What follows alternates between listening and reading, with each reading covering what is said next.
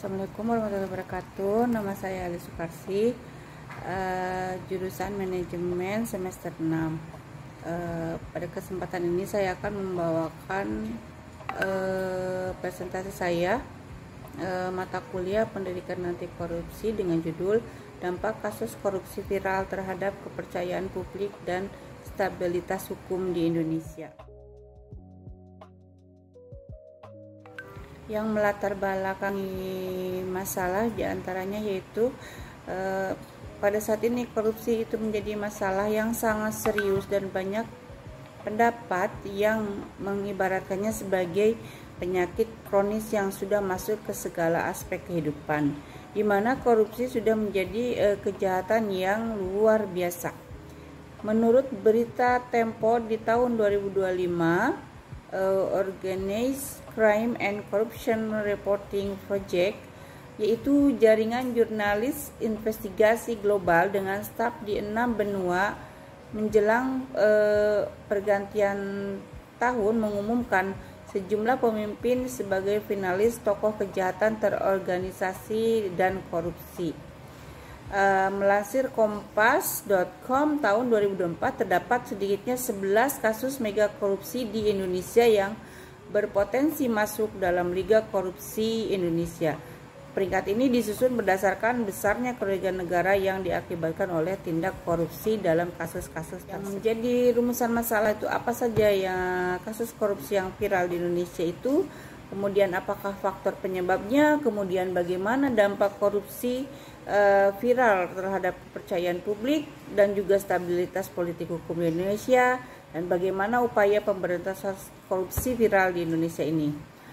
Di sini kita akan mengetahui dan memahami kasus apa saja yang tengah viral yang saat ini ada di Indonesia, kemudian mengetahui dan memahami apa faktor yang menjadi penyebab korupsi viral di Indonesia, kemudian mengetahui dan memahami dampak korupsi terhadap kepercayaan publik dan juga stabilitas politik hukum di Indonesia, dan juga mengetahui dan memahami upaya pemberantasan korupsi viral di Indonesia.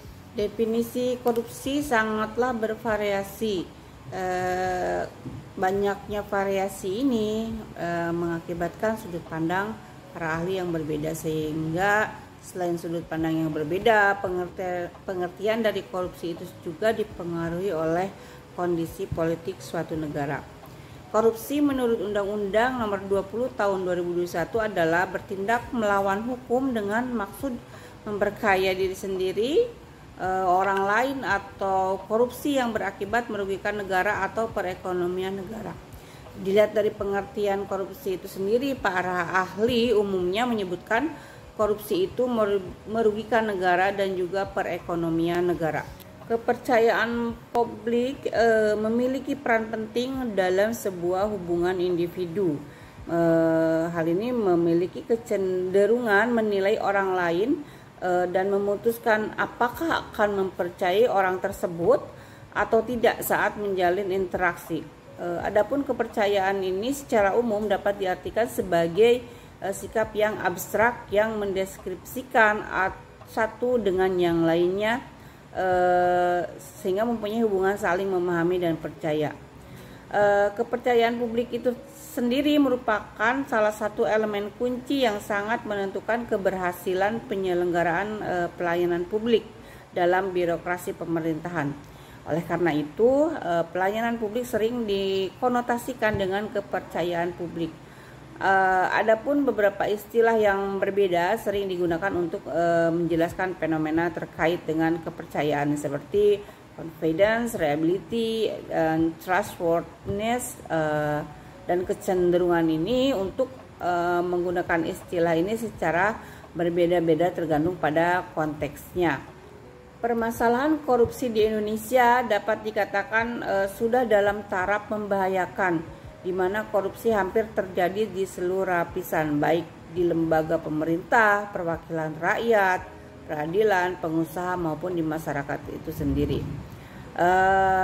Undang-Undang Republik Indonesia tahun 31 tahun 1999 tentang pemberantasan tindak pidana korupsi dan juga Undang-Undang Republik Indonesia Nomor 20 Tahun 2021 tentang perubahan atas Undang-Undang Republik Indonesia sebelumnya,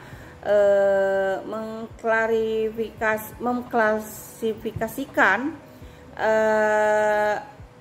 korupsi dalam 7 jenis. Di antaranya itu yang pertama merugikan keuangan negara, kemudian kasus suap, ketiga gratifikasi, keempat penggelapan dalam jabatan, kelima pemerasan, keenam perbuatan curang, dan yang ketujuh adalah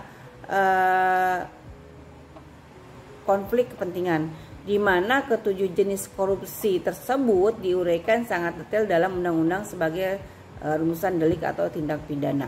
Itu perbuatan yang oleh hukum diancam dengan hukum pidana, bertentangan dengan hukum yang dilakukan oleh seseorang yang bersalah dan orang itu dianggap bertanggung jawab atas perbuatannya. Beberapa kasus korupsi yang sempat viral di Indonesia diantaranya ada yang pertama adalah korupsi Pertamina, kemudian korupsi PT Timah, kemudian korupsi BLBI, kemudian yang keempat ada korupsi Duta Palma, dan yang kelima adalah korupsi PT TPPI. Faktor penyebab korupsi dapat digolongkan menjadi dua bagian, yaitu faktor internal dan juga faktor eksternal.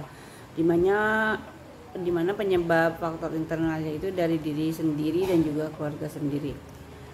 Kemudian faktor eksternal bisa disebabkan meliputi dari aturan yang sangat lemah mengenai korupsi, kemudian faktor ekonomi, kemudian aspek politis dan juga kepentingan politis dan lainnya. Oleh sebab itu perilaku korupsi itu bukan berdiri sendiri, akan tetapi saling mempengaruhi. Tindakan korupsi ini berpotensi dilakukan oleh setiap orang. Beberapa dampak kasus korupsi diantaranya yaitu mengurangi kepercayaan publik terhadap pemerintah. Korupsi yang meluas dalam politik menyebabkan hilangnya kepercayaan publik terhadap birokrasi itu sendiri dan juga institusi pemerintah, di mana ketika masyarakat melihat bahwa pejabat publik terlibat dalam praktik-praktik korupsi tanpa ada tindakan hukum yang tegas, mereka mulai meragukan kemampuan pemerintah untuk bertindak adil dan transparan, sehingga kepercayaan ini dapat mengarah pada antisisme politik, di mana masyarakat merasa tidak ada gunanya berpartisipasi dalam proses demokrasi karena suara mereka tidak akan mempengaruhi perubahan, sehingga dalam jangka panjang hilangnya kepercayaan publik ini dapat merusak legitimasi pemerintah dan juga menimbulkan ketidakstabilan politik. Dampak korupsi ini juga sangat signifikan terhadap stabilitas penegakan hukum, mengakibatkan berbagai masalah yang merusak fondasi pemerintahan yang seharusnya berfungsi untuk sini saya tampilkan juga ada tampilan gambar di mana tingkat persentase kepercayaan publik terhadap pemerintah dalam menangani kasus korupsi di Indonesia. Dari tabel di sini kita melihat semakin menurun ya. Bagaimanakah upaya pemberantasan korupsi? Itu serangkaian kegiatan untuk mencegah atau memberantas terjadinya tindakan pidana korupsi melalui upaya koordinasi, supervisi, monitor, penyelidikan, penyidikan, penuntut, dan pemeriksaan di sidang pengadilan dengan peran serta masyarakat sesuai dengan ketentuan peraturan perundang-undangan. Kemudian strategi pemberantasan korupsi lainnya mencakup 3 hal, yaitu adanya pendidikan, artinya membangun nilai atau value individu, kemudian pencegahan, kemudian ada juga efek jera, di mana efek jera dengan penindakan sehingga tidak ada lagi keberanian untuk melakukan korupsi. Di sini juga ada skema mengenai strategi pemberantasan korupsi melalui pendidikan, kemudian pencegahan, dan kemudian penindakan. Kesimpulannya bahwa tindakan korupsi menjadi viral di Indonesia karena semakin banyak terjadi dan memberikan dampak merugikan besar bagi negara dan rakyat. Kemudian faktor penyebab korupsinya mendapat menjadi 2 bagian, yaitu internal dan eksternal. Dampak kasus korupsi itu juga mengurangi kepercayaan publik terhadap pemerintah, sehingga menyebabkan korupsi yang meluas dalam politik yang menyebabkan hilangnya kepercayaan publik terhadap birokrasi dan institusi pemerintah. Kemudian upaya pemerintahan korupsi itu sendiri yaitu serangkaian kegiatan untuk mencegah dan memberantas terjadinya tindak pidana korupsi melalui beberapa upaya koordinasi, kemudian supervisi, monitor penyelidikan, penyidikan, dan penuntutan pemeriksaan di sidang pengadilan. Demikianlah materi yang saya paparkan. Saya mohon maaf atas apabila ada salah-salah dalam penyampaian materi yang saya sajikan. Sekian dari saya, terima kasih atas perhatiannya. Assalamualaikum warahmatullahi wabarakatuh.